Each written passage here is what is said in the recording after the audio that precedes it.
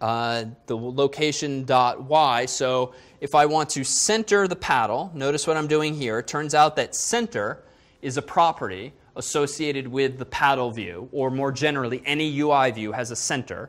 And I need to assign it an x, y coordinate. I'm actually not going to bother. I'm actually going to change its y location, but I'm not going to change its x location, because I don't want the paddle to start moving along the x-axis in this landscape mode. I only want to update the y-axis. But I need to assign its center an x, y coordinate, so I have to actually give it a point, and CG point make gives me that tuple, gives me an xy pair. So in the end, we get this very simple, kind of pointless game where the thing follows my mouse or my finger perfectly, no matter where on the screen my mouse is, without actually responding to the lateral movements. Yeah? Can you constrain the touch and all touches to be like, in the side of the effect as well? Absolutely. We could constrain the touch to only work, for instance, if actually touching the white box by actually looking at the x coordinate and the y coordinate and saying, are you within some certain bounds? If so, move. If not, ignore. Absolutely. And we can kind of change the functionality of this thing altogether if I instead change this line here from the same x that it currently is to location.x. What's going to happen if I now run this version? It should follow my finger, or in this case, the mouse pointer. So if we go to the simulator here, boot this up, and this is kind of a stupider game now. Well, actually, you might have an advantage now if playing Pong. So, all right, so what remains to be implemented? You saw Pong a moment ago, and you might have played Pong years ago. So we've got the beginnings of it. We've got the user's half of the game. What more do we need to do? Yeah? Yeah, so we need to implement some kind of little white ball that's going to bounce back and forth. In fact, the bouncing sounds kind of interesting, because if it hits the top or the bottom, we need to do some kind of reflection, like on a pool table or like from geometry. So we have to think about that. What else has to be implemented? So the tally. So we have the big score at the top. So maybe that's a UI label. We could kind of cut some corners and not do everything in graphics. We could actually just use a font and actually update two labels for the left guy's score and the right guy's score. It's collision detection of what?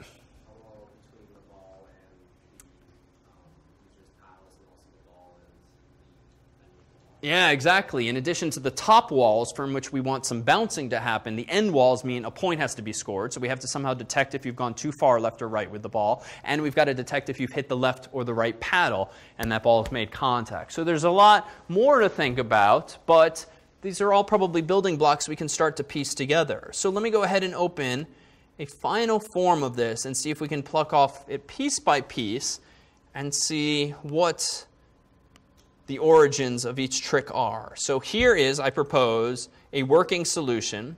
And even I kind of cut a corner here. Based on the files you see here, what corners have I cut thus far? Really just in the interest of simplifying things we've already looked at. Yeah?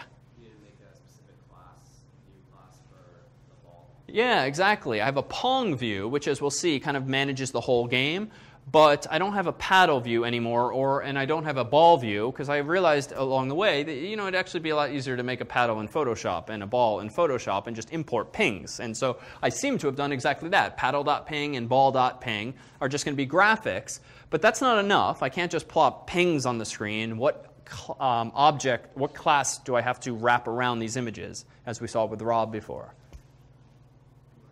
So a UI image view. So we're just using a different UI image view rather than making absolutely everything from scratch. So we'll start, as always, in the app delegates. Nothing going on there. AppDelegate.m, nothing new going on there. Other than, actually, this is one good thing to highlight.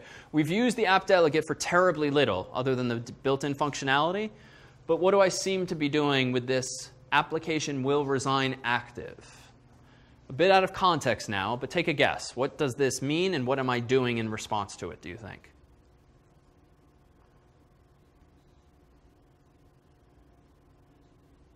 How about the first question first? When does this method, application will resign active, likely get invoked? When you get from the background. When I what? Get back from the background. close. Just the Will resign. will resign. Will it go? Go ahead. So it's not actually orientation. It's instead when the app is backgrounded. So if I get a call and I take it, or if I push the home button and I resign active state.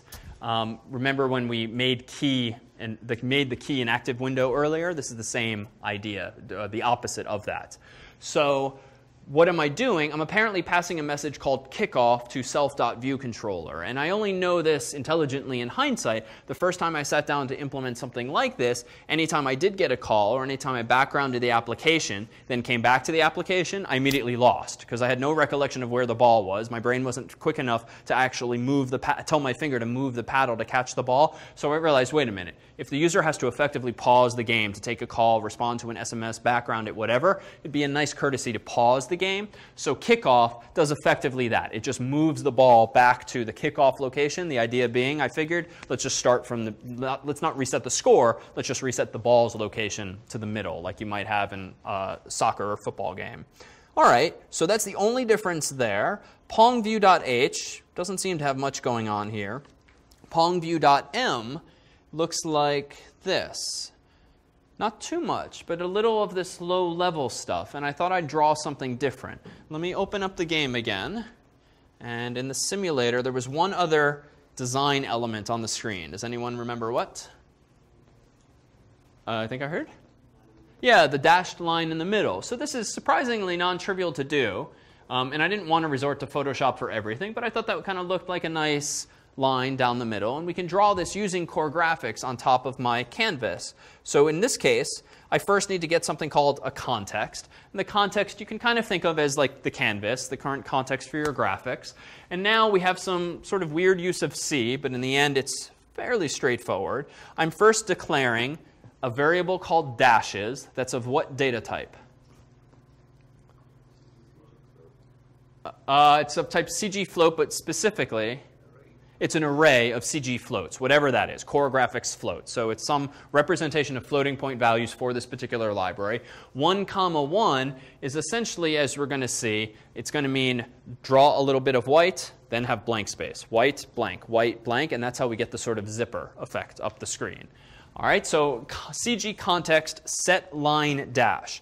So this function is essentially saying, what's your canvas? Dashes is what pattern do you want to use? And 2 just means how big was that array. Next line here, CG set stroke color with color.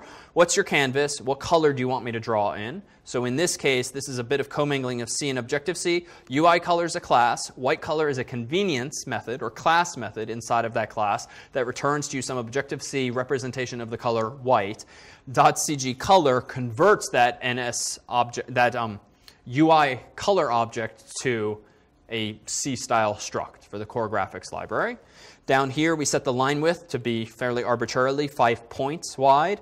We move to the point 240, 0, so we're essentially going to the middle of the screen if we assume 480 points total.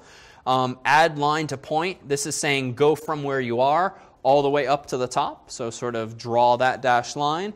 And then lastly, fill in the dots, so paint along the trail you've just left. So if you remember like a language like Logo years ago, the little turtle turning up, down, left, right, and drawing things or leaving a trail, it's the same kind of idea where you move a cursor around and you tell it when to put the marker down and draw, when to let go, and so forth. We've essentially drawn a dashed line in that way.